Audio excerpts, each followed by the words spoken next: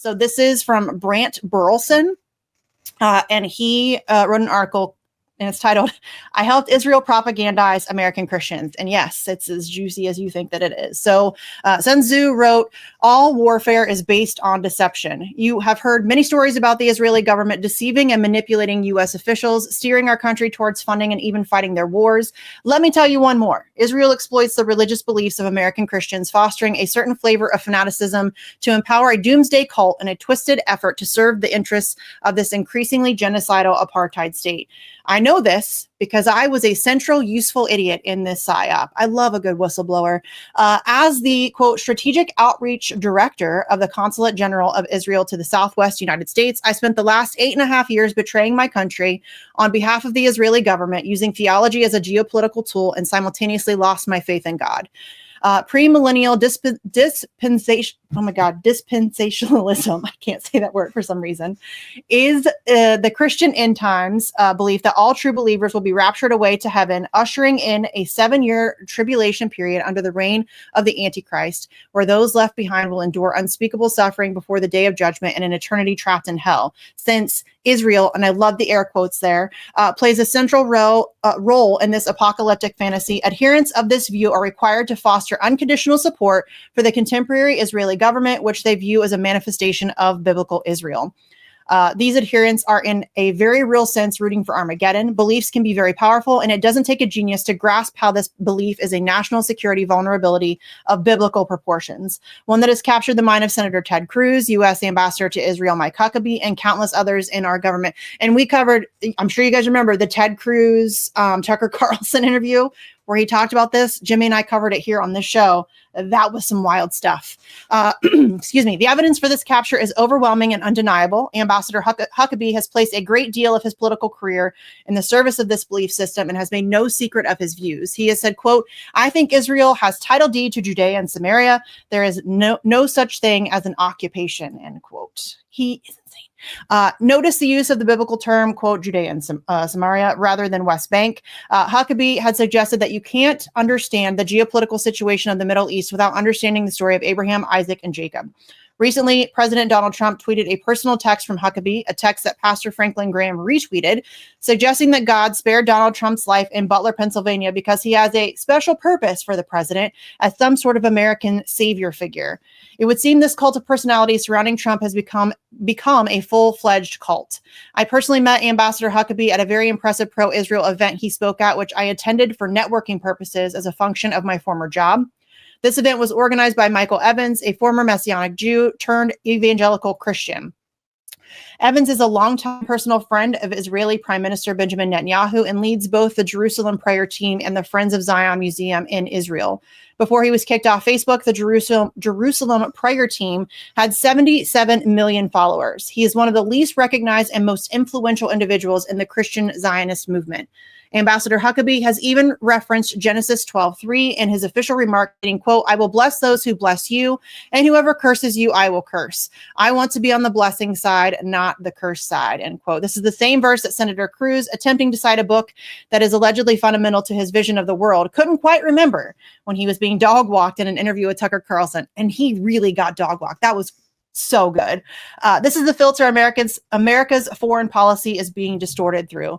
Over the course of my service to the Israeli government, I utilized this verse countless times, incorporating it into all sorts of strategic communications and remarks that the Consul General would deliver or that I would deliver on behalf of the consulate at dozens of events. These events in Texas, New Mexico, Louisiana, Arkansas, Oklahoma, and Kansas range from what were essentially pep rallies for Israel at mega churches and speaking at the Sunday service, to Holocaust remembrance events, to appearances on Christian television networks like Daystar and Victory Channel, to pastors' luncheons where leaders representing dozens of congregations would be in attendance to hear briefings from Israeli diplomats. Among the headliners was former Israeli ambassador to the United States and current Minister of Strategic Affairs, Ron Dermer, who would explain why congregation leaders should support Israel and get their flock to support Israel by voting in elected officials who will unquestioningly do the bidding of the Israeli government. I even planned a delegation of pastors to visit Israel and specifically identified prominent leaders who had not visited the country before to go on a government-approved holy propaganda tour. One of these pastors sits on the board of the large Christian organization Promise Keepers and leads the Houston mayor's ministerial advisory board. Several occupy prominent positions in the Southern Baptist Convention, the largest Protestant denomination in America, whose leadership was recently embroiled in the systemized cover-up of sexual abuse. Over my time at the consulate, we would directly engage with no fewer than 4 leaders who were accused of sexually abusing women or minors. Not surprising. 2 of these cases we were aware of before reaching out, and this number would actually be higher had I not lied to the Consul General by saying I had reached out to some people they wanted me to when I never did. The U.S. Pastors Council and the consulate's support of the far-right Holy Land Redemption Fund Redeeming Land in the West Bank might be the most troubling thing that we were involved in. This group, led by Modi Isaac, acquires land in the West Bank under dubious circumstances to move more Israeli settlers in and change, quote, the facts on the ground. We met with Isaac at the consulate, helped to coordinate meetings between him and prominent pastors, and even did an online event with the group. One pastor I helped to connect to this fanatical settler project in the West Bank was elected to the city council of Houston. Another was Kenneth Copeland. You guys know Kenneth Copeland, I'm sure. You might remember him as the pastor who unsuccessfully beseeched God to give the power to literally blow COVID away. Copeland is worth an estimated $300 million at least, making him likely the richest pastor in the world. Modi Isaac told me that Kenneth Copeland has been a great donor to the Holy Land Redemption Foundation since we introduced them. And just quickly, I'm going to break into this article because we have a kind of hilarious video. It's a little funny and a little terrifying of Kenneth Copeland. And he has what I call Manson lamps, which are crazy eyes. And this is a very telling video of Kenneth Copeland. So here we go. And I prayed about it and I thought, I'm not missing that dedication in Jerusalem. Without the airplane that we have that I bought from Tyler Perry, and I didn't pay anywhere. And Tyler's one of the greatest guys. He made that airplane so cheap for me, I couldn't help but buy it. Well, my question then, okay, all right, but I want to get to the demons because people are very concerned about that comment. Give me a chance here, Inside Edition. Okay. I love your eyes. And here's what happened.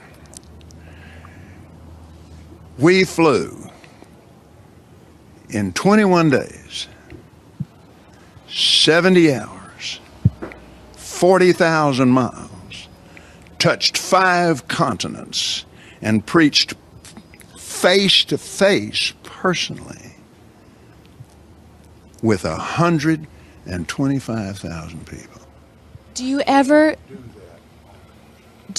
use your private jets to go visit your vacation homes, for example? Yes, I do. Okay. Again, getting back to the comment, you said that you don't like to fly commercial because you don't want to get into a tube with a bunch of demons. Do you really believe that human beings are demons? No, I do not. And don't you ever say I did. We wrestle not with flesh and blood, but principalities and powers. Can you explain what you meant by that term then? Just explain, because it's really simple. You said you didn't want to get into a tube with a bunch of demons. What did you mean? Well, let me ask you. So there he is justifying his use of a private jet that he bought with funds from members of his church because he doesn't want to fly with demons. So there you go. There's that. Okay, so where is my... There we go.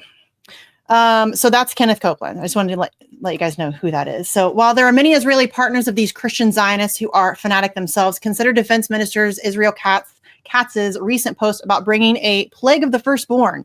Many Israeli partners engaged in this in a completely cynical manner. Larry Hutch, pastor of New Beginnings Church in DFW, Dallas-Fort Worth, is a rock star in the Christian Zionist movement. He once remarked, quote, "If we lose Jerusalem, what I believe with all of my heart, if we lose Jerusalem, we will delay the coming of the Messiah. That's why the enemy in the spiritual world, Satan, wants to get rid of Jerusalem, because whether you think he's coming for the first time or the second time, what everybody knows is he's coming to Jerusalem," end quote. Early on in my time in the consulate, I was traveling with Counsel Daniel Agranov to one of those aforementioned pep rallies for Israel at New Beginnings Church that was organized in partnership with the Israeli Allies Foundation, a pro-Israel DC-based lobbying outfit, of which there are many. Counsel Agranov, Pastor Hutch, and Senator Cruz were all scheduled to speak. When riding in the car on the way to the church, I explained the premillennial disposition. I cannot say that word, you guys. It's like not even working in my mouth. A dispensationalist, holy shit, theology that underpins much of evangelical support for Israel to counsel Agranov. He responded, quote, "These people give me the fucking creeps. What happens when they go back to thinking their God doesn't like us again," end quote. This was about an hour before he would take the stage and say how grateful he was for Christian support while exclaiming, quote, "Israel prays for peace." Taken from the remarks I wrote. The last I heard, Daniel Agranov is still an Israeli diplomat. The largest of these pep rallies for Israel is the annual, quote, Night to Honor Israel, hosted by the founder of Christians United for Israel, Pastor John Hagee of Cornerstone Church in San Antonio. The Council General would speak at this event every year, usually delivering remarks that I wrote. Here is an example. I can already hear the false charges of anti-Semitism, and he links there, by the way, if you want to go and check that out. He links to quotes that he had written from a speech for that. He says, "I can already hear the false charges of anti-Semitism coming my way. Consider Mohammed Ibrahim.